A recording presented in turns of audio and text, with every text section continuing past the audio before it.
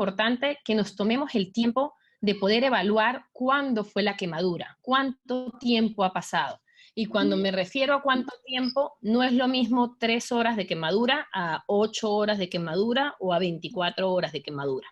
Entonces, lo ideal es que este paciente nos llegue en las primeras 24 horas, es decir, en las primeras 12 horas si es necesario.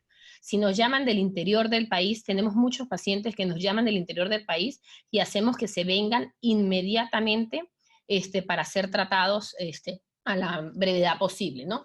Entonces, en primer lugar, tenemos que saber cuál es el agente causal, ya que es muy diferente si una quemadura es por un ácido o por un álcali. Como todos sabemos, los álcalis generan saponificación de las grasas y penetran muchísimo más dentro de los tejidos. Entonces van a ser mucho más severas las quemaduras por este agente que por otros. No subestimar ninguna quemadura. Hay quemaduras por cosas que parecen muy menores que generan grandes daños. Como les dije, el tiempo de evolución. En segundo lugar, si es unilateral o bilateral. Y esto es muy importante porque la mayoría de veces siempre se ve más afectado uno de los ojos y nos olvidamos del otro ojo. Y el que le haya salpicado un poquito de ácido o un poquito de cal, en ese ojo tenemos que pensar que ese ojo es el que nos va a salvar a futuro el ojo afectado. Entonces, nosotros por protocolo tenemos de lavar los 2 ojos, así en el otro ojo prácticamente no haya caído nada, porque va a ser nuestra salvación, por decirlo así. Si el paciente ya se realizó o no se realizó un lavado ocular en el trabajo o en el centro donde lo refieren, si el paciente tiene enfermedades previas sistémicas o algún tipo de alergia, a alguno de los medicamentos que vamos a colocar. Es súper importante hacer el examen clínico y registrar la agudeza visual del paciente por términos legales. En segundo lugar, hacer un examen en lámpara de hendidura, tomarle fotografías al paciente, y cuando digo fotografía al paciente hay que tomarle fotografías normales y fotografías con tinción de fluoresceína, porque la mayoría de estos pacientes cuando llegan tienen una muy buena agudeza visual. Si llegan 2 o 3 horas después de la quemadura, tienen una buena agudeza visual, y en la fotografía en la lámpara de hendidura también parece ser muy buena. Pero si uno toma la foto con la fluoresceína se da cuenta de otro panorama la mayoría de veces. Si se puede también documentar una ecografía ocular. Muchas veces hay quemaduras tan severas donde hay perforación del globo de la córnea, ¿no? Y hay asociado problemas a nivel de polo posterior. Y bueno, en casos ya más avanzados vamos a ver más posteriormente la realización o no de un VM. No me corre, allá. Aquí podemos ver, Alejandra, ¿no? una Lo pregunta, que... ¿Sí? discúlpame, una pregunta para los residentes. ¿Qué tanto debe uno lavar el ojo? El ojo uno lo debe lavar, se dice que uno debe lavar aproximadamente entre 2 a 3 litros de agua, es lo que uno debe colocar en ese ojo. Y ¿con qué lavarlo? Existen varias versiones. Lo más importante no es con qué lavarlo, lo más importante es qué es lo más rápido que tenemos disponible para lavar. Y lo mejor es agua limpia del caño o agua limpia de tomar, ¿no? Por decir así. Hay estudios que muestran que el agua hipotónica no es buena idea, es mejor el agua de caño que el agua hipotónica, porque el agua hipotónica va a generar edema corneal, y sí hay estudios que demuestran que el agua hipertónica es mejor que el agua de caño, pero a la final de cuentas mejor agua de caño a cantidades industriales, y la duración del lavado debe ser aproximadamente de 30 minutos. El lavado debe hacerse muy, pero muy importantemente dentro de los fondos de sacos, porque ahí uno lava el ojo, pero si uno no revisa y vierte los párpados, normalmente se acumula en sustancia allí que luego se mete dentro de la conjuntiva, y la única manera de sacarla es debridando el tejido. Entonces se tiene que lavar exhaustivamente los fondos de saco. Para eso se agarra una jeringa de 20 cc, se le rompe la aguja de metal para que salga a bastante presión, pero se le rompe la aguja y se deja la parte plástica de la aguja para que salga a presión y se dirija a presión en los sacos conjuntivales, ¿ya?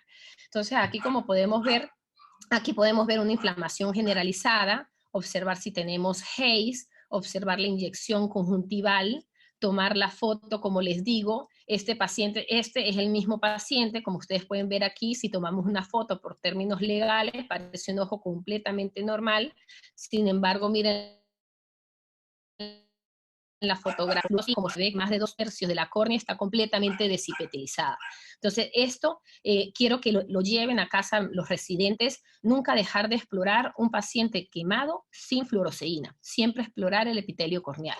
También evaluar si hay o no pérdida de tejido, para saber si cuando vamos a hacer el recubrimiento vamos a necesitar especial interés en ciertas partes de la córnea. Una vez que tenemos el paciente, tenemos que clasificarlo en qué grado de quemadura está, para poder saber el pronóstico y también para que lo dejemos asentado en la historia, ¿no? Entonces, existen dos clasificaciones que son las principales, la clasificación de Roper-Hall Classification. En esta nos da una clasificación de grado 1 a grado 4, en donde más que todo se toma en cuenta la isquemia limbar y donde se toma más en cuenta el Hayes. Posteriormente, DUA hizo una clasificación 2 a 3 años después, que es muy similar a esta clasificación, pero adicionó dos estadios a posterior. ¿Qué fue lo que hizo? Lo que pasa es que el estadio 4 de la Roper-Hall es bastante agresivo. Ya nos dice que tiene pobre pronóstico con una córnea opaca y con la mitad de isquemia limbar. Entonces, lo que hizo fue ser menos agresivo en su clasificación y por encima de medio de 50% de isquemia limbar, aumentó unas horas para ser no tan drástico en el pronóstico, ¿no? Entonces a mí me gusta más usar esta clasificación de DUA, y lo que se basa es en ver los hallazgos clínicos de involucro limbar, es decir, la isquemia límbica, la divide en horas, ¿no? Menos de 3 horas, de 3 a 6 horas, de 6 a 9 horas y de 9 a 12 horas, y cuánto hay de involucro conjuntival. Es decir, si hay un 50 o un 75% de deshipetilización conjuntival o de erosión conjuntival, o que también esté el material cáustico en la conjuntiva. ¿Y eso es por qué? Porque según los estudios se han visto que cuando la conjuntiva está sana, es un factor pronóstico bueno, porque eso nos va a ayudar a calmar la inflamación, a evitar simbléfaro, y además también nos ayuda en la conjuntiva, en la epitelización corneal. Entonces, una Alejandra, vez que nos llega el paciente, sí, te unas escucho. preguntitas en la audiencia para que, no se, para que vayamos más o menos en orden. ¿Qué tan importante es controlar el pH una vez llega el paciente? Si no tenemos las tiritas, ¿cómo hacemos? Esa es una pregunta de la Mira, doctora. eh, sí, es muy importante, o sea, es muy importante si se pudiera hacer. La mayoría de veces no se hace, lo que se busca es controlar el pH, pero eso se va a lograr, independientemente que lo controles o no, se va a lograr es con la irrigación del lavado de la córnea y del ojo. Entonces, yo no me preocuparía por estar midiendo el pH, yo me preocuparía más para hacer un buen lavado ocular, ¿no? Exhaustivo. Porque la única La forma, otra la es, única forma de bajar el pH es, o sea, de llegarlo a la normalidad es con la irrigación, ¿no? ¿qué clasificación te gusta más de las que mencionaste? ¿La de DUA? La de DUA es la que me gusta más porque es menos agresiva. La otra es mucho más general, como que te dice solamente es bueno, malo, intermedio. La otra es un poquito como más, desglosa un poco más y nos da una ventana más específica de cómo podría terminar el paciente. Entonces me guiaría más por la de DUA, pero es válida cualquiera de las dos. ¿Ya? Ya, Sandra, ¿Alguna? perfecto, gracias. ¿qué Ya. opinas del uso de hisopo? Hay gente que piensa muchas veces que mojar un hisopo y pasarlo por no solamente para el cuerpo extraño, sino también en quemaduras. He escuchado a gente que pasa el hisopo mojado dentro del Sí. saco. Bueno, malo. El hisopo se reserva para los momentos donde vemos, donde visualmente se ve el agente. Se van a dar cuenta que hay quemaduras que son por agentes líquidos que pasan por el ojo y no dejan eh, sustancia dentro de la conjuntiva. Mientras que hay otras que sí dejan ciertas sustancias que se pegan a las conjuntivas, y estas son las sustancias que tenemos que tratar de retirar por medio de un raspado con el hisopo. Entonces sí, el hisopo a mí me gusta usarlo, lo uso de rutina, no es que lo mojo, o sea, realmente con toda el agua, junto con la inyección, que va el agua con bastante presión, con una mano estoy haciendo la irrigación a presión, y con la otra mano estoy con el hisopo barriendo todo hacia afuera, ¿no? Pero sí, es importante y necesario. ¿Continuamos? A ver, espérate. Mira, otra pregunta. Eh, puedes reafirmar un poquito cómo diferenciar la zona isquémica de la zona no isquémica? ¿En qué momento es más práctico verlo? La zona isquémica hay diferentes formas de verlas, no siempre se ve igual. La zona isquémica se ve como una parte pálida, de un color más blanquecino en la zona límbica, ¿no? Por ejemplo, en esta zona no se ve, pero depende del momento de la quemadura, eso se va a ver, porque si la quemadura le llega unos 7 días después, ya no se va a ver la zona isquémica, sino ya se va a ver la neovascularización. Aquí en esta foto, por ejemplo, vemos de que no hay color, está blanco completamente la córnea, esto está totalmente isquémico, no hay vascularización. Entonces aquí hay una isquémica límbica total.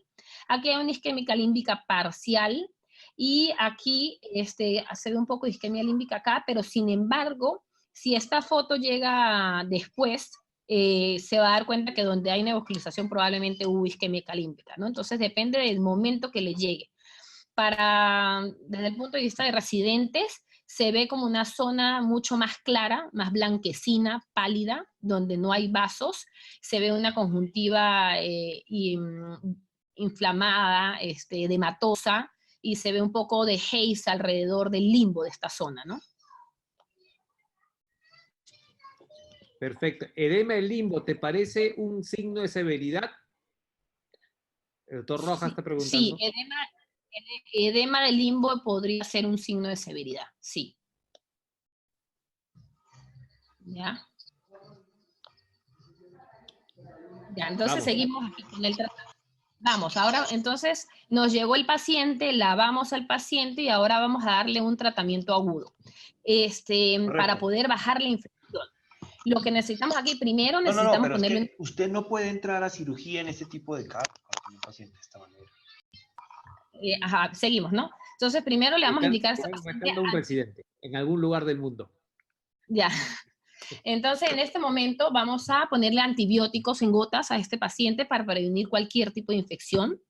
Tenemos que ver si el paciente cuenta con la presión ocular elevada, porque puede pasar en quemaduras muy severas, ocurre un proceso inflamatorio a nivel de cámara inferior y se genera un aumento de la presión intraocular. Entonces, si es muy severo, manejarlo con acetoazolamida. Si no es muy severo, manejarlo con timolol en gotas, y reducir la inflamación es el punto clave del tratamiento agudo de las quemaduras. Y también quiero que sea otra cosa que se lleven a casa, manejar la inflamación en el momento agudo. La doxiciclina la damos para reducir la inflamación y para evitar el riesgo de melting, ¿no? Ácido ascórbico, damos aproximadamente 2 gramos por día durante un mes. Lubricantes sin preservantes es lo ideal, cada hora, cada 2 horas, dependiendo de cómo veamos la desepitelización corneal, y también suero autólogo o plaquetas también está indicado en este momento. Ahora, si el paciente nos llegó y tiene una desepitelización, me llaman los residentes y me dicen, doctora, ¿va a requerir membrana o no va a requerir membrana? Si se tiene membrana, en la mayoría de los casos yo recomiendo poner membrana cuando haya desepitelización corneal. Es decir, si yo teñí esa córnea y veo que hay desepitelización corneal, yo normalmente pongo membrana, independientemente que me parezca que la quemadura es demasiado severa o no, porque ya con la experiencia de todos los años hay quemaduras que parecen muy suaves y se comportan muy feas, y quemaduras viceversa, que son muy severas y van bien. Entonces, ante toda desepitelización corneal, hacemos recubrimiento con membrana amniótica. Nosotros mismos preparamos nuestra membrana amniótica, y como vemos, la membrana amniótica sale de la placenta. Si recordamos ginecología, recuerden que la placenta está formada por el amnios y por el corio. Entonces aquí se separa el amnio del corio. Dependiendo, tiene que haber una buena separación del corio para que esta membrana sea buena, y no se puede hacer en cualquier laboratorio. No es que yo agarro la membrana y corto en pedacitos, no. Esto lleva normas de asepsias y antisepsias completamente estrictas. Tiene que hacerse por una persona especializada, ella es nuestra bióloga, la bióloga, quien mediante una cámara de flujo laminar se encarga de lavar la membrana y colocarle un montón de conservantes para poderla llevar al frío. Luego cortamos la membrana y la llevamos a menos 70 grados centígrados. ¿Por qué usar la membrana amniótica? Porque la membrana amniótica se parece mucho a nuestra conjuntiva y a nuestra córnea. Tiene colágeno tipo 4, colágeno tipo 7,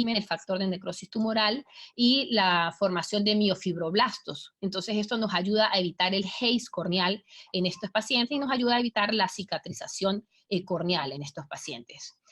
¿Cómo colocamos la membrana amniótica? Inicialmente, hace muchos años, yo colocaba la membrana amniótica de esta manera. El doctor José Álvaro Pereira es quien me enseñó a mí cómo manejar las quemaduras corneales, y esta técnica es en la cual se recubre el ojo y luego se deja un colgajo sobre la conjuntiva tarsal y se sutura a la conjuntiva tarsal y luego se pasan unas sedas por fuera del párpado. Sin embargo, yo dejé de hacer esta técnica ya desde hace varios años porque los puntos me generaban un poco de inflamación y porque estos son ojos muy sangrantes, sangran muchísimo en fases iniciales de la quemadura. Entonces ahora lo que hacemos es colocamos la membrana amniótica, hacemos unas 4 o 5 suturas sobre la córnea y colocamos un conformador de cimbléfaro. Cuando se hacen cirugías de cimbléfaro para poder separar la conjuntiva vulvar de la conjuntiva tarsal, se usan unos conformadores de silicona y hay unos en forma de anillo que se colocan ahí, entonces me genera un espacio entre estas dos conjuntivas para evitar que se peguen. Y luego hago unas pequeñas suturas en la conjuntiva tarsal. Si no se tuviera conformador de cimbléfaro, también se puede utilizar el tubito plástico de las, no sé cómo llaman aquí, las maripositas que cuando se pone la vía en los niños, hay una aguja que es una mariposita y trae un tubito plástico bastante delgadito.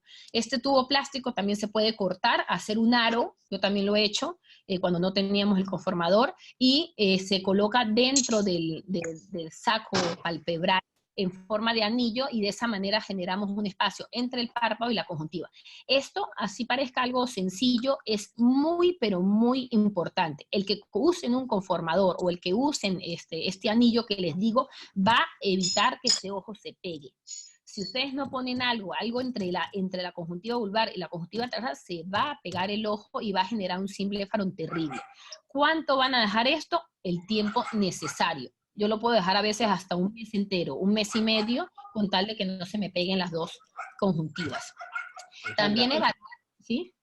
A ver, mira, aquí hay varias preguntas con relación a esos temas. ¿Vas a entrar a la parte médica también un poco más o no? Porque hay ¿Quedaste con hambre, papi? Pregúntame, no sé, hazme la pregunta y si la voy a decir a posterior, digo que la voy a decir a posterior. No sé cuál es la pregunta. Ya, mira, bueno, primero, el uso, varios preguntan el uso de Proquera. También, si lo tienen disponible, es válido, ¿sí? El problema es que tiene un costo alrededor de $900. Sí, algunos sitios cuestan hasta $1.500, porque es un lente de contacto asociado a una membrana amniótica. Pero si maravillosamente lo tienen, claro. Ya, y una cosa, explícanos un poquito mejor, porque yo te he visto hacer justamente colocar la membrana amniótica y colocar ya sea estas bandas silicona o estos lentes de, ¿cómo le llamas? De conformadores esclerales. Explícanos un poco mejor eso, porque tú mencionas que es muy importante que esa región justamente del surco madural del párpado evitar adherencias. Imaginemos que este es el ojo quemado, ¿no? Entonces se pone, la membrana amniótica va a ser más grande, se corta la membrana amniótica más grande que la hendidura palpebral, es decir, que sobresalga, si ven mi flechita, más o menos sería que sobresalga toda la hendidura palpebral. Después de ello suturo unas 6 con nylon 10 ceros, un punto en cada eje, ¿no? 1, 2, 3 y 4, más o menos 4 pueden ser, depende como vean que se fijen.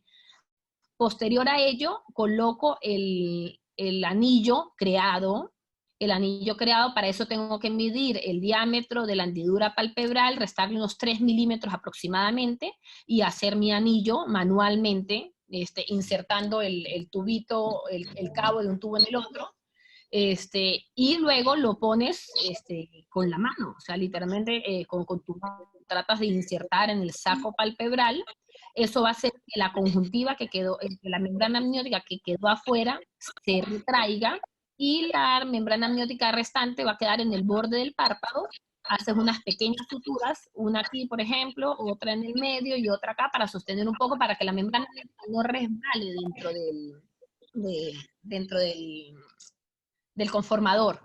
Y luego cortas la membrana amniótica redundante alrededor del tejido. ¿Ya? ¿Alguna Dale. pregunta más? Ya, seguimos.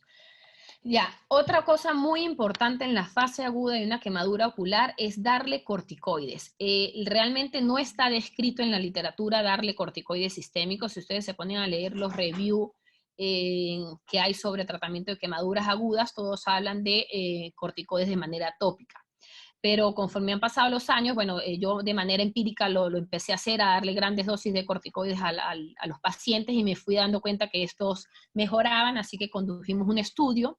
Aquí está la doctora Maite Camino, el doctor Raúl Zúñiga, ellos fueron los ayudantes de este estudio, en la cual hicimos unas quemaduras corneales en las ratas y les dimos corticoides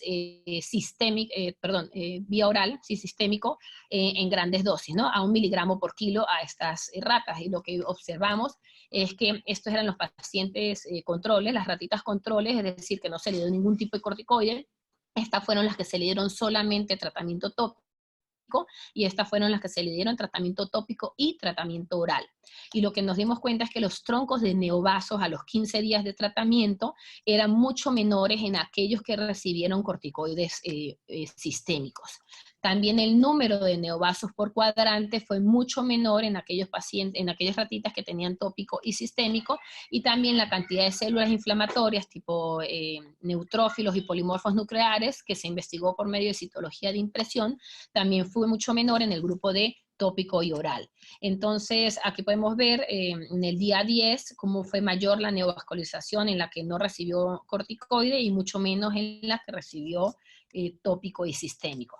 Entonces, sí, el paciente apenas que llega, el primer día que llega, hay que darle corticoides sistémicos y reducirlos gradualmente, ¿no? En esquema de reducción. Le damos normalmente 1 miligramo por kilo durante 7 días y luego vamos reduciendo progresivamente. Esto es lo que ocurre después de la foto donde vimos de que no había neovascularización. Esto es lo que normalmente ocurre a pesar de haber colocado una membrana, en quemaduras severas estoy hablando, ¿no? A pesar de haber colocado una membrana amniótica y a pesar de haber hecho muchas veces todo lo que hicimos. Entonces, ¿cuánto dura la membrana? ¿Cuánto se deja la membrana? Se pone la membrana amniótica y se deja el tiempo que pueda sobrevivir esta membrana. Si esta membrana dura 1 mes, se deja 1 mes. Si dura 7 días, se observa. Porque muchas veces se rompe la membrana o muchas veces el mismo paciente se la daña, ¿no? Por las gotas o por mal cuidado del paciente.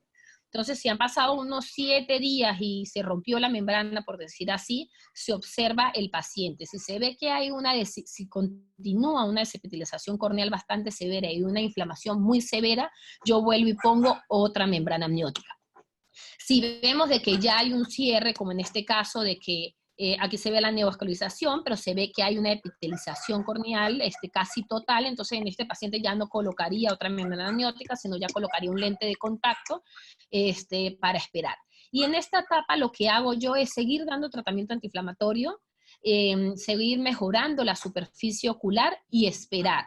En esta etapa no se opera bajo ninguna circunstancia, por muy apurado que esté el paciente. Porque si no, lo que van a hacer es perder la única oportunidad que tienen.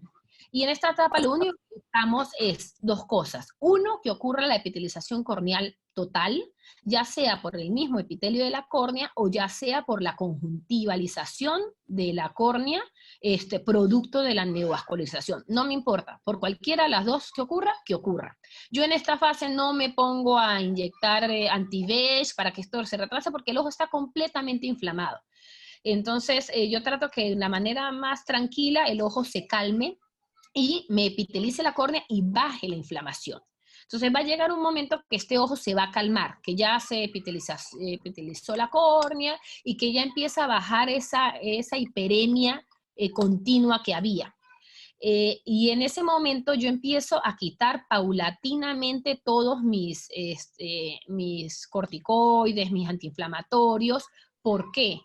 porque yo tengo que ver si este ojo es capaz de estar sano sin necesidad de tanto corticoides, sin necesidad de tantos inmunológicos. No se escucha. Se fue. Mirándole el ojo también se me está quedando tranquilo. ¿Se oye? Alejandra, sí, Sí. un ratito. Preguntas. Ya. ¿Qué tipo de membrana amniótica prefieres utilizar? ¿Liofilizada o fresca? La mejor membrana amniótica para utilizar es la membrana amniótica fresca, es decir, la que mostré que preparábamos y que se mantiene a menos 70 grados centígrados. Pero si no tienen, de no tener usar nada, mejor utilizar la liofilizada a no tener nada, ¿no? Pero si, por ejemplo, si están en un centro que tiene liofilizada y conocen otro centro que tenga fresca, yo optaría por referir a ese paciente a donde hay una fresca, porque el resultado con una fresca es muchísimo mejor y el tiempo que va a durar esa fresca versus la liofilizada es mucho mayor. O podrían poner la liofilizada y de ahí en una segunda intención cuando se rompa referirlo para que coloquen la fresca, ¿no? Ya, ¿Alguna otra? ¿De qué lado lo pones? ¿Del ¿Perdón? lado estromal epitelial? Allá. Preguntan que de qué lado la Sí. colocas.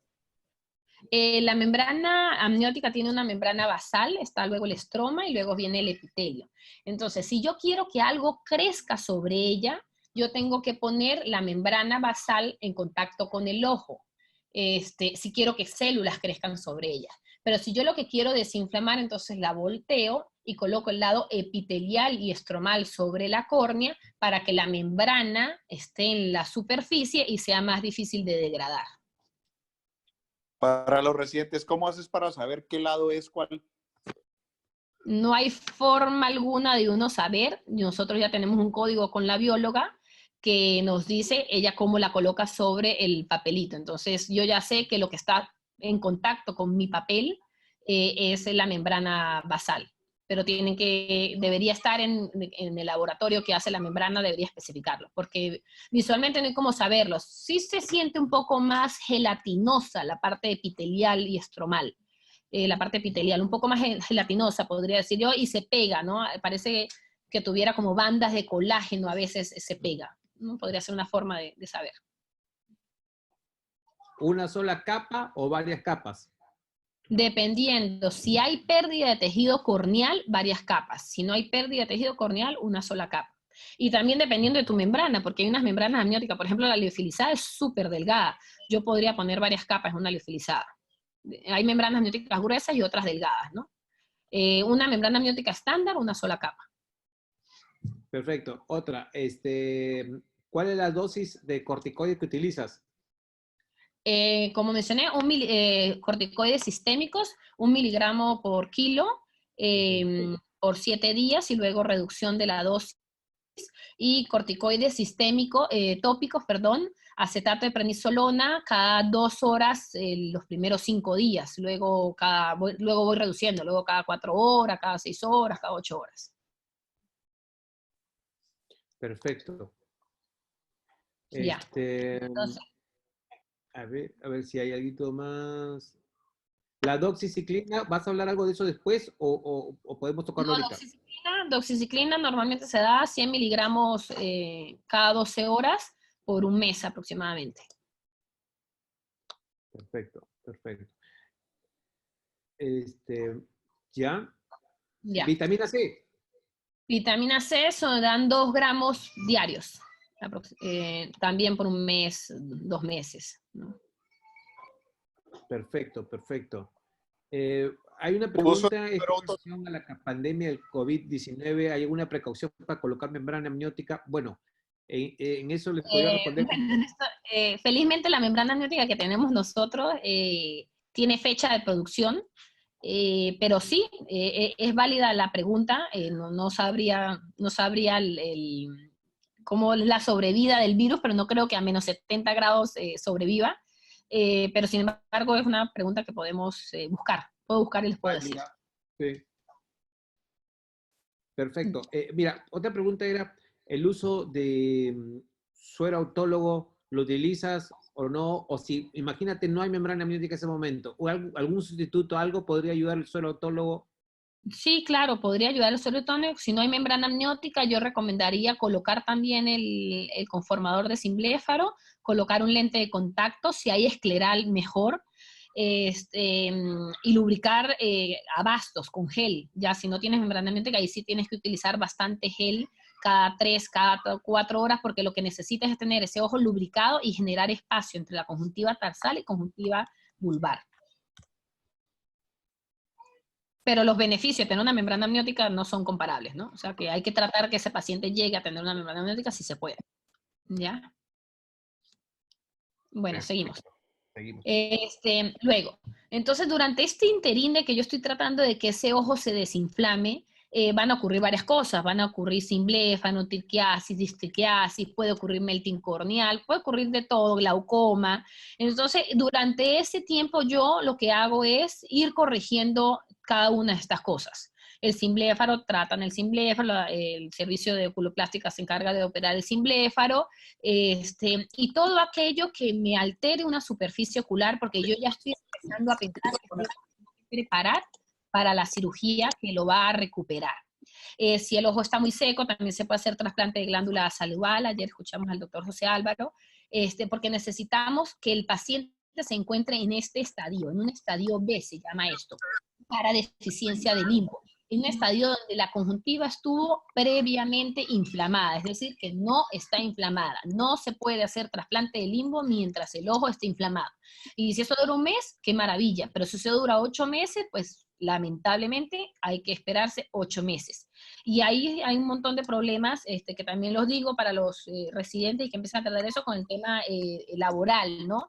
Porque empieza a haber una presión por parte del seguro, porque estos pacientes dejan de trabajar durante 4 o 5 meses y ellos están deseosos que se acabe lo más rápido posible esto. Entonces existe una presión bastante fuerte por parte de los seguros o de las compañías que esto se solucione lo más rápido posible. Y uno tiene que ser muy necio en no operar a estos pacientes si no ha bajado la inflamación.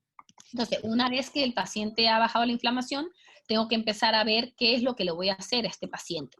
Y para eso necesitamos familiarizarnos con estas palabras.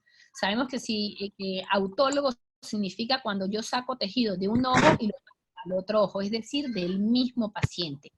Heterólogo o halógeno significa que yo saco de un paciente y lo coloco en el otro paciente. Ex vivo quiere decir que lo saco de una persona vivo y lo llevo al laboratorio, y cadavérico es cuando es de un cadáver. Entonces, en ese momento yo tengo que saber si existe una deficiencia parcial o una deficiencia total del limbo. Si existe una deficiencia parcial, quiere decir que no hay 360 grados involucrados en la deficiencia, en la neocolorización. Y lo trato prácticamente como si fuera una carnosidad, un terigio.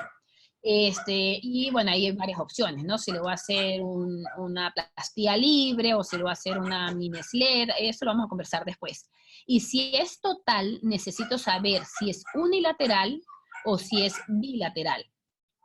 Si es unilateral, ya sabemos que vamos a hacer un trasplante autólogo, quiere decir de la misma persona. Pero si es bilateral o es unilateral fallido, quiere decir que... Les pido disculpas por los perros, ¿se oyen los perros?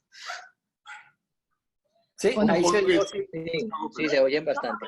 Son del vecino, ¿eh? No los puedo callar. Ya, y si es bilateral o unilateral fallido, quiere decir, si era un solo ojo y yo realicé un trasplante de limbo, pero falló, probablemente yo ya no puedo utilizar ese mismo ojo y lo tengo que considerar como si fuera una deficiencia bilateral. Entonces, en este caso voy a hacer un trasplante halógeno, quiere decir de otro ojo, ya sea de un donador vivo, como un familiar o de un cadavérico. A mí no me gusta hacer cadavérico, no lo uso. Donador vivo sí hacemos.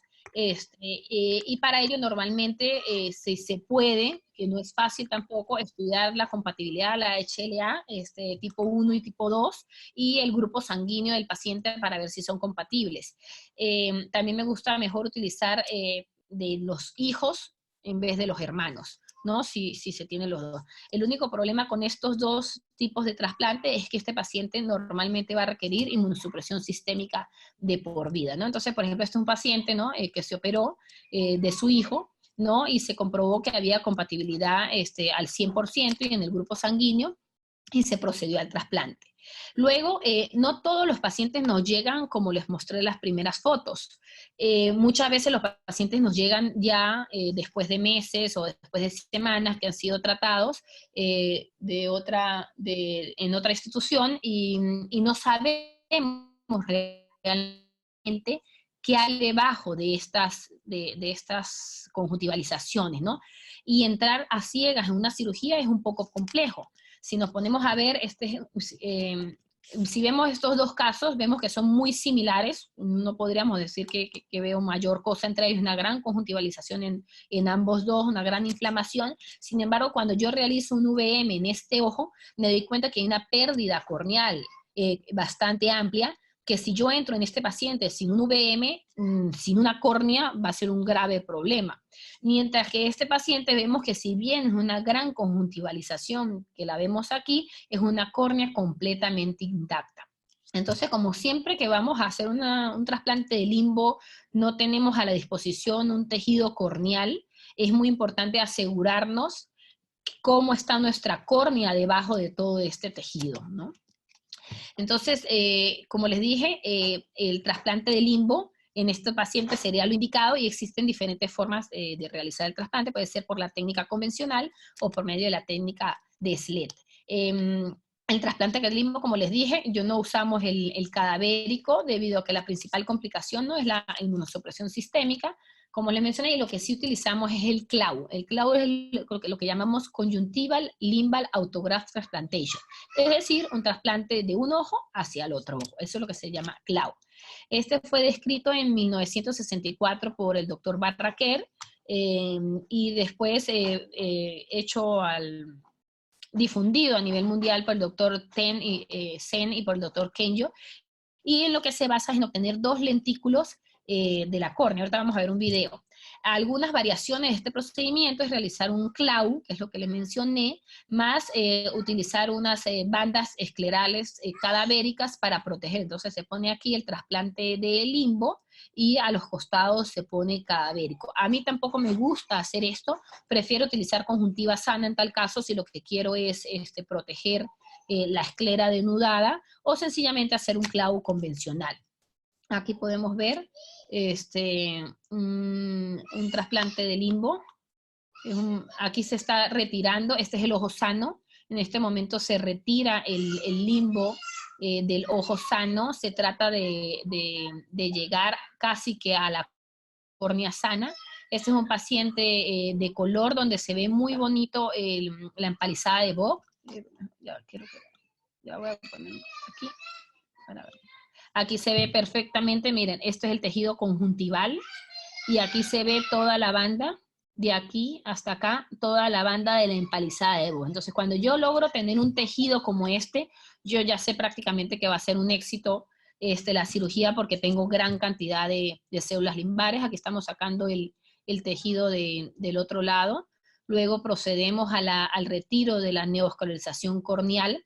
Estos son ojos que sangran mucho. Les aconsejo que estén con un ayudante para que les ayude a secar, porque sí son ojos que sangran bastante, y son cirugías que demoran. Hay que retirar la tenon sobrante, y lo más importante es buscar un plano, como se ve ahí se busca un plano para poder retirar todo este tejido. Nos ayudamos con tijeras, con pinza, con lo que se pueda, mientras que conseguimos el plano. Aquí se ve cómo se consiguió el plano. Tampoco hay que ir muy profundo en la córnea. Aquí vemos cómo quedó limpio el ojo. Posteriormente se colocan los dos trasplantes de limbo al costado. En este caso estamos utilizando Ticel, antes lo suturábamos, ahora no, ahora lo hacemos todos con Ticel. Ahí vemos cómo se posiciona el primero. Luego, aquí tenían un paciente que tenía una válvula, entonces hicimos un parche escleral para poder tapar la válvula que había quedado expuesta en el momento que se quitó la neovascularización. Colocamos el parche escleral y una vez colocado el parche escleral, ponemos el otro trasplante de limbo, ¿no? Son dos, uno superior, otro inferior, y posterior a ello colocamos la membrana amniótica sobre todo el procedimiento y la colocamos dentro de la peritomía en 360 grados, o sea, la membrana amniótica va por dentro de la conjuntiva y la pegamos con tisel. ¿No? Aquí vemos cómo con tisel levantamos la conjuntiva, la metemos adentro. Me gusta utilizar estos ganchos de estrabismo para que quede bien plana la membrana amniótica. Y bueno, ese es el procedimiento, ¿no? Así quedaría después de un trasplante de autólogo. Aquí les puedo mostrar, son ojos que quedan muy, pero muy bien. Aquí podemos ver el preoperatorio y aquí el posoperatorio, ¿no? Hay casos de que parece increíble cómo puede quedar un ojo también después de que había una neovascularización tan severa, pero el éxito está, como les digo, en el manejo preoperatorio, ¿no? Estos son casos de pacientes en el pre y luego en el post. La literatura muestra que la tasa de éxito es aproximadamente entre el 60 al 70%, y esto hay que decirlo a los pacientes, porque el paciente, por un lado, siempre cree que va a quedar 100% bien, y no es así. Hay muchos pacientes que la quemadura parece que tuviera memoria. Por más de que uno los opera y quedan maravillosamente bien, meses después vuelve a reincidir la neovascularización en el sitio de la quemadura. Entonces, antes de la cirugía es muy importante indicarles a ello la tasa de éxito de este tipo de cirugías. Estos son autores con que han publicado su tasa de éxito. Y otra forma de operar esto es por medio del SLEP, que también está muy en boga actualmente, donde es prácticamente la misma cirugía, pero con la diferencia que en vez de sacar 2 colgajos de 6 milímetros cada uno, se sacas un colgajo de 2 milímetros y se corta en diferentes piezas. Aquí tenemos el colgajo de 2 milímetros, cortamos en diferentes piezas, aproximadamente se requiere entre unas 12 y 15 piezas que van a ser colocadas sobre la membrana amniótica para después colocar un lente de contacto. Tuvimos la gran oportunidad de operar con el doctor San Juan aquí en Lima, en el Congreso Panamericano. Hicimos varios pacientes SLED. Él ha sido el creador y divulgador de esta técnica. Los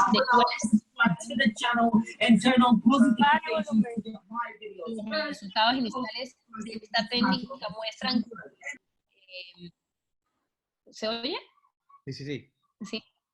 Los resultados iniciales de esta técnica muestran que es igual que la técnica de Clau, sin embargo, el seguimiento de la técnica de Clau es muchísimo más largo. Tenemos hasta 20 años, artículos publicados hasta 20 años con seguimiento de Clau mostrando su efectividad, y en el SLED no, en el SLED tenemos a lo mucho hasta 5 años. Existe otra cosa que se llama mini SLED, que es como una cirugía de pterigion, en la cual se toma 2 milímetros, o sea, se retira el pterigion y se obtiene 2 milímetros de limbo en otra zona y se pone en el limbo del pterigen, publicada por el doctor Enrique Graue y Alejandro Navas, que también es una opción viable para estos pacientes que tienen quemadura parcial. En aquellos pacientes donde existe bilateralidad en la quemadura, o en aquellos pacientes de que un ojo tiene una quemadura total, es decir, 360 grados, y el otro ojo tiene unos 90 grados, podríamos arriesgarnos en ese ojo de poder retirar 2 milímetros de tejido limbar, llevarlo al laboratorio y hacerlo crecer, para poder así luego implantarlos, ¿no? También se puede hacer de la mucosa oral, se saca de la mucosa oral, se pone a crecer en el laboratorio y luego se trasplanta en la córnea. Está demostrado que si se compara los trasplantes de mucosa oral versus los del limbo propiamente dicho, los del limbo son mejores, ya que al ser las células de la mucosa oral un poco diferentes a las de la córnea, generan mayor haze y mayor problemas de erosión corneal recurrente. Si comparamos las dos técnicas, es decir, el SLED, que es la que se toma 2 milímetros, el CLED, que es la que se lleva al laboratorio, y el CLAU, que es el convencional, tenemos que recordar que, bueno, que el SLED se hace un solo paso, al igual que CLEM, mientras que el de laboratorio no, hay que hacer una cirugía para retirar el tejido y luego llevarlo al laboratorio a crecer y luego operarlo. No existe tiempo entre los procedimientos porque es uno solo, mientras que en el CLEM se requieren 2 semanas. El tejido donante es la principal diferencia, tanto en el SLED como en el CLET, son solamente 2 milímetros, mientras que en el clavo estamos hablando casi de 10 milímetros que le vamos a quitar a un ojo sano. No, en el SLED no necesitamos conjuntiva, en el CLED tampoco, mientras que en el CLAU sí. Esto hay que tenerlo en cuenta en pacientes con glaucoma, en el cual la conjuntiva es importante. El SLED no requiere el laboratorio, mientras que el CLED sí requiere, lo cual es bastante costoso. Necesidad de membrana amniótica. Bueno, en el SLED es necesaria sí o sí, en el CLED también es necesaria porque ahí es donde crecen las células, y el CLAU podría hacerse o no con membrana amniótica. La localización del tejido en el SLED va sobre la córnea, en el CLED va sobre la córnea, mientras que en el CLAU va a los costados, es decir, sobre la esclera. El tiempo de epitelización es similar entre ambos dos. El SLED y el CLED tienen la ventaja de que pueden ser repetibles, mientras que el CLAU no. Ya después de que le quitamos 10 milímetros a una persona en un ojo sano, no recomiendo quitarle más tejido. Y los éxitos a largo plazo pues están por verse, ¿no?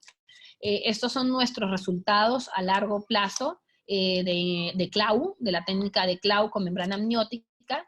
Y lo que les quiero decir aquí, en la foto que les mostré anteriormente, es los casos exitosos donde se ve que todo es muy bonito, pero sí quiero mostrarles que esos son pacientes que son crónicos, son pacientes que no se van a ir en un mes. Son pacientes que por tiempo promedio duran entre 6 a 12 meses para poder lograr una reconstrucción completa.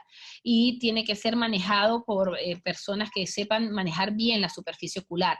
Algunas de las complicaciones o efectos colaterales o enfermedades crónicas que podemos ver en estos pacientes es el retardo en la epitelización corneal. Por ejemplo, esto fue un paciente en el cual el tejido limbar que se obtuvo, uno de los primeros casos no fue tan bueno, entonces era un poco deficiente, y lograr la epitelización en este paciente llevó días enteros para que hubiera una epitelización bastante completa. Normalmente en un caso exitoso, en 7 días ya debería estar epitelizada la córnea después de un CLAU. Este paciente demoró entre 2 a 3 semanas para lograr esto debido a la toma insuficiente del tejido. Siempre me preguntan qué me va a pasar en el ojo sano.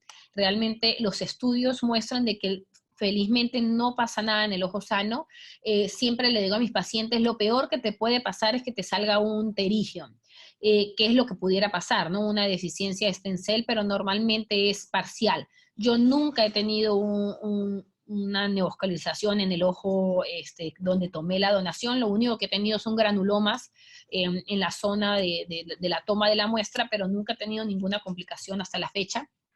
Efectos colaterales después, el trabajo este trabajo es los resultados a largo plazo, 5 años después del CLAU, y lo que podemos ver es que estos pacientes, a pesar de tener éxito en la cirugía, el 72% de ellos en algún momento de estos 5 años tuvieron algún indicio de neovascularización que requirió una inyección de anti-VEGF. El 27% tuvo algún indicio de neovascularización parcial que requirió una segunda cirugía para poder quitar esta neovascularización. El 18% presentó cuadros inflamatorios que fueron resueltos con corticoides tópicos y sistémicos, y el 45% una inflamación que fue resuelta con corticoides tópicos. Es importantísimo que recuerden que la mayoría de estos pacientes quedan con ojo seco. El 81% de nuestros pacientes quedan con ojo seco. Estamos hablando de un ojo seco medio, aproximadamente el 63%, y un 18% moderado. Y esto es muy importante porque aquí las compañías, apenas el paciente ya tiene restablecida la superficie corneal desde el punto de vista de epitelización corneal, lo están diciendo uno, denme el alta médica, el alta médica del paciente. Y estos pacientes son pacientes que van a requerir a largo plazo y por muchos años tratamiento de ojo seco severo. Estoy hablando de tratamiento con inmunomoduladores, lágrimas, geles, suero plaquetas. Entonces, si el seguro los deja a un lado, se ven serios problemas a estos pacientes. Entonces, sí les recomiendo que si bien le dan la alta médica a estos pacientes, diagnostiquen el ojo seco y pongan la cláusula ahí de que el paciente va a tener ojo seco por varios años, ¿no? Entonces, Alejandra, antes de entrar a las preguntas finales, hay varias preguntas aquí en el camino.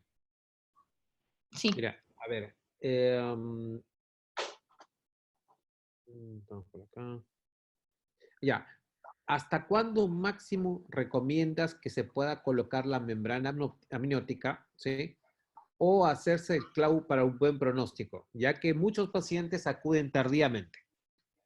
Ya, son dos cosas. La membrana amniótica en fase aguda la recomiendo. Si hay desepitelización corneal, estamos hablando de menos de un mes, ¿no? De la cirugía. Ya después de un mes no es mucho lo que va a hacer porque ya ocurrió el cuadro de la quemadura. O sea, el propósito de la membrana amniótica es evitar la inflamación. Entonces, es en la fase aguda, es en las primeras 24 horas. Yo la coloco normalmente hasta los primeros 7 días. Si mi propósito es evitar la inflamación. Ya cuando el ojo llega completamente inflamado, no hay desepitelización, ya no vale la pena, porque ya ocurrió la cadena inflamatoria y ya ahora lo que hay que es ir bajando la inflamación con corticoides y inmunomoduladores más que con la membrana amniótica. Entonces yo diría que hay que individualizar al paciente. Hay que ver, ¿no? Si hay epitelización corneal, si hay inflamación aguda, que lo beneficie de la membrana amniótica, ¿no? Otra cosa es colocar la membrana amniótica porque si hay una epitelización, una desepitelización que no cierra ya por un mes, 2 meses, ¿no? Que el paciente ha estado con lente de contacto y no cierra de ninguna manera, entonces podría considerar una membrana amniótica desde un punto de vista terapéutico, pero ya no para bajar la inflamación, sino para tratar el problema corneal, ¿no? De epitelio corneal. Y la otra era, ¿y cuánto esperar el clavo? Eso también es súper individual. Yo tengo pacientes que al mes de la quemadura aguda hago un clavo y tengo pacientes que al año de la quemadura aguda hago un clavo porque requirió en el intermedio hacer cirugías de simbléfaro, y todo, depende del tipo de quemadura. Para eso también es la clasificación de la quemadura, ¿no? Hay que clasificar las quemaduras severas, grado 5, grado 6. El tiempo promedio diría yo que es de 3 a 5 meses para un clavo. Pregunta, la doctora Beatriz Garrido dice, para el clavo, ¿no recomienda tomar conjuntiva el sector inferior para así conservar la superior, pensando, por ejemplo, en un glaucoma en algún momento del futuro?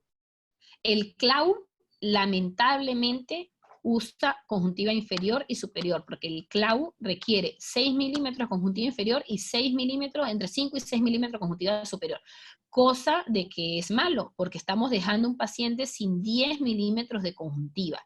Por eso debe ser realizado en el momento indicado, porque ya después que toquemos a ese paciente, estamos perdiendo la única oportunidad de ese paciente. Entonces, si es un paciente con glaucoma, o con riesgo, antecedentes de glaucoma, yo me iría más por un SLET, que usaría 2 milímetros y así me preveo el tema de la conjuntiva. Ya, acá hay otras cosas más. Ya, ¿recomienda el uso de ciclosporina y tacrolimus? Julio Chan pregunta, ¿para frenar la vascularización? Totalmente. Está dentro de mi kit de tratamiento. No lo uso en el momento agudo, lo uso como 10 días después del momento agudo y lo mantengo hasta el día de la cirugía de clavo e incluso después de clavo. Y prefiero en mis pacientes, no hemos hecho ningún estudio, pero mi sentimiento personal es me va mejor la ciclosporina que el tacrolimus. En esto pasa. Ese es un motivo de debate. Ya, no sé totalmente, como digo, no tengo base científica, pero es lo que he visto, ¿no? Ya, mira, otra cosa, dice que ¿podrías explicar un poco nuevamente acerca de la triamcinolona intraestromal? Sí, la triamcinolona intraestromal también la usamos para bajar la inflamación en la etapa aguda. Cuando se coloca la membrana amniótica, antes de colocar la membrana amniótica, hago unas pequeñas inyecciones subconjuntivales, más que todo en la zona donde veo que cayó la quemadura. Eso es muy importante ubicar. Normalmente, cuando ocurre la quemadura, normalmente les cae algo, ¿no? Y esto que les cae la mayoría de veces a presión. Y hay un punto del ojo donde esto cae, sea superior, sea inferior. Y es muy importante ubicarlo porque ese punto es el que nos va a dar guerra toda la vida. Entonces hay que ubicar ese punto y en ese punto es donde yo coloco la triamcinolona conjuntival. ¿Y cómo se sabe? Porque es la zona que se ve más aparatosa en el momento de la evaluación. En el momento, ya imagínate, pasó la época de tratamiento agudo, ¿sí? Hiciste ya tu trasplante de limbo. ¿Cuándo en qué momento puedes ya indicar para un trasplante de córnea? Si hubiera necesidad, ¿no? Esa es una pregunta muy interesante. Si es un SLET, no puedo hacer un trasplante de córnea antes de un año, porque recordemos que hemos implantado las células sobre la córnea, y si yo saco esa córnea, se van a quitar las células que puse. Entonces, hasta un año no puedo hacer. Y si es un CLAU, en el momento que ya vea la epitelización corneal y que el ojo esté tranquilo, se puede hacer. Fácilmente un mes después se puede hacer. Perfecto, sí, esa era una de las preguntas. Ahora, a ver, explícanos un poco mejor. En SLED, yo estoy colocando pedazos de tejido sobre una córnea, ¿sí? Eso se me va a ir. ¿Por qué se siguen conservando las células? O sea, ¿cuál es su nicho? ¿Migran? ¿Qué hacen? Migran. En teoría migran hacia el limbo y quedan ahí. Quedan ahí. De hecho, hay un estudio del doctor San Juan donde 2 años después se ve que las células quedan ahí, en ese mismo lugar sobre la córnea. Por eso no se pueden quitar por trasplantes de córnea un año antes. Unas migran y otras quedan. Perfecto. No he escuchado esto nunca. A ver, ¿recomiendas uso de citrato de sodio típico en agudo? No entiendo esa. Bueno, No tengo, no lo he usado. perfecto. Ya de hemoterapia hemos hablado. Réstasis viene a ser la ciclosporina, que también se conversó sobre lo que es. Ah, ya, pegamento tisular. Si no tuvieras pegamento tisular, que es lo que mostrabas en los videos, ¿sí? Por muchos años no tuve pegamento tisular. Mis primeros 5 años tratando quemaduras no tenía pegamento tisular y suturaba los colgajos de conjuntiva y suturaba la membrana amniótica. Pero sí debo decir de que después de que tuve mi pegamento no vuelvo a suturar, porque las suturas generan inflamación. Y hay muchos ojos que la membrana amniótica se pega a la esclera y se pega al colgajo conjuntival. Entonces, y se pega en cuestión de 3, 4 días. Entonces, para uno después meterse debajo de la membrana amniótica para quitar los puntos del colgajo, tiene que romper la membrana y eso genera inflamación y genera inestabilidad en la superficie corneal. Entonces, lo ideal es usar pegamento. Sí he visto una gran diferencia en el posoperatorio de los CLAU con pegamento, Hola. pero si no tienes, pues es la única opción. Ya. A ver, Pedro Federico Cortés dice, ¿puede explicar la membrana amniótica cómo se colocan las caras de la membrana amniótica en los diferentes procedimientos, ya sea en la fase aguda, en SLED y CLAU? ¿Cómo utilizas la membrana amniótica en esos casos? Bueno, como dijimos anteriormente, ¿no? La membrana amniótica tiene una membrana basal, luego viene el estroma y arriba tiene el epitelio. Entonces, por regla mnemotécnica, pensemos, si queremos que crezcan células, necesitamos que haya una membrana basal abajo. Entonces pongo la membrana basal en contacto con la córnea para que de esa manera, en el momento que coloco las células limbares en el SLED, las coloque encima de la membrana basal. Es decir, en el SLED va la membrana basal sobre la córnea y el epitelio arriba, en contacto con el aire. Y en los casos de quemadura aguda, lo que busco es desinflamar la córnea, no me importa que crezcan células, por lo cual la membrana basal la pongo hacia arriba y el epitelio en contacto con la córnea. Perfecto. ¿Qué piensa de la medroxiprogesterona en vez de prednisolona para prevenir queratolisis? Sí, hay estudios que dicen que es mejor. Yo utilizo acetato de prednisolona, no, he tenido buenos resultados, ¿no? Perfecto. En caso de existir perforación ocular, ¿cuál es el procedimiento recomendable y por qué? Aquí esto es un tema un poco álgido, si entramos con los especialistas de trasplante de córnea, porque muchos prefieren hacer un trasplante agudo, ¿no? En caliente, como dicen, y después ver el tema de la conjuntiva. Yo, la verdad, con mi experiencia he tenido los dos. He tenido pacientes que hemos hecho trasplantes agudos y han tenido una resolución catastrófica porque genera más inflamación, y he tenido muchos otros pacientes que le he tenido un manejo un poco más convencional. ¿Y a qué digo convencional? Es decir, con un parche corneal o con un recubrimiento de varias capas de membrana amniótica en no perforación total, pero una perforación parcial de la córnea. Entonces yo lo que recomiendo es tratar de tocar lo menos que se pueda este ojo, porque son ojos que están a punto de tener melting corneal y a punto de hacer perforación. Entre más lo toquen, peor va a ser. Tienen que obviamente tapar la perforación, si se puede hacer con un parche corneal ideal, y si no requiere parche corneal y si se puede hacer con varias capas de membrana amniótica, también ideal. Yo evitaría en lo más posible hacer trasplantes de córnea tectónicos agudos. Esa pregunta provoca discusiones familiares hasta ahorita. Mire, otra, a ver, ¿cómo mantienes estas células limbares lo más, vamos a poner, en el ambiente mejor posible? O sea, los tratas, ¿me entiendes la pregunta? Hay una pregunta así. ¿Cómo tratas de mantener esas células limbares? En el momento que se retiran las células limbares, se deben colocar sobre el papelito del Tegaderm o cualquier superficie, pues hacer un guante, algo que se puede retirar, coloca viscoelástico, porque esto se seca y se pega y después no hay forma de sacarla. Entonces pones viscoelástico y ahí en el viscoelástico pones tus celulitas mientras realizas la cirugía. Perfecto, perfecto.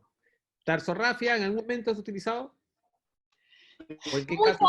Muy poco, porque prefiero usar membrana amniótica que en vez de tarsorrafia, pero si es necesario. Pero pensemos que si se va a hacer tarsorrafia, no debe hacerse en el momento que hay inflamación aguda, porque lo que vamos a hacer es ayudar a la formación de simbléfaro, ¿no? Entonces hay que pensar bien cuándo se va a hacer una tarsorrafia. Yo prefiero manejarlo a puntas de membrana amnióticas, lentes de contacto y conformadores, ¿no? Ajá, otra. ¿Cómo evitas que se muevan los islotes del SLED? ¿Cómo? Porque los pego con Ticel. O sea, colocas la membrana amniótica, en este caso, con la membrana basal mirando, o sea, con la membrana basal mirando para arriba y el estroma para la córnea, y de ahí le echas el pegamento y ahí colocas el SLED. No. A ver. Coloco la membrana basal con contacto con la córnea, el epitelio hacia arriba, coloco los islotes limbares, coloco Ticel y luego un lente de contacto.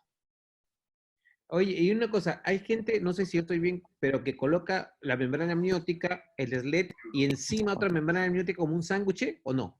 Sí, también lo he hecho y hay mayor, se asocia más haze, porque uno al final quiere que o la membrana amniótica se integre a la córnea y forme parte de la córnea por el resto de su vida, o se desintegre la membrana amniótica. Y en las dos, tener un sándwich genera más, más problema desde el punto de vista óptico para esa córnea. Perfecto. Y está bien, había una pregunta más de tratamiento y mantenimiento de los pacientes luego de un injerto de células limbales. O sea, ¿por cuánto tiempo? Es decir, le hiciste el trasplante de limbo. ¿Cuánto tiempo lo mantienes en corticoides, por ejemplo? Y si usas insulina también, en algunos lugares utilizan insulina como tratamiento. No uso insulina y también cada caso es diferente. Como les digo, hay pacientes que a las 3 semanas está todo perfecto, se les retiran los medicamentos, se van para su casa y no los vuelvo a ver. Y hay pacientes que entran en un cuadro inflamatorio crónico que hay que tratar durante meses. Entonces eso es completamente individualizado. ¿Ya? Ya, Pablito dice, si tienes una quemadura no total, pero grande, ¿desepitiliza la totalidad de la córnea antes de colocar la membrana o no? No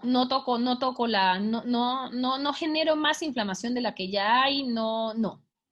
Si depende, ¿no? A veces el epitelio sale completo y como láminas, Si es así, sí, pero si yo tengo que retirarlo mecánicamente, no lo retiro, solamente coloco la membrana amniótica.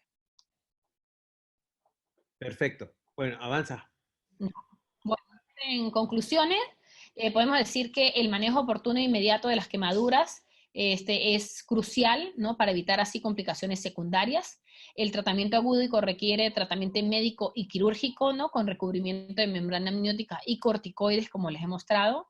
El tratamiento ideal para el déficit de stem cell unilateral es el trasplante de limbo autólogo. Y recordar, por favor, que el tratamiento de quemaduras oculares requiere un seguimiento bastante prolongado y exhaustivo por parte del especialista. Bueno, muchas gracias. Eso es todo. Espero que le haya gustado.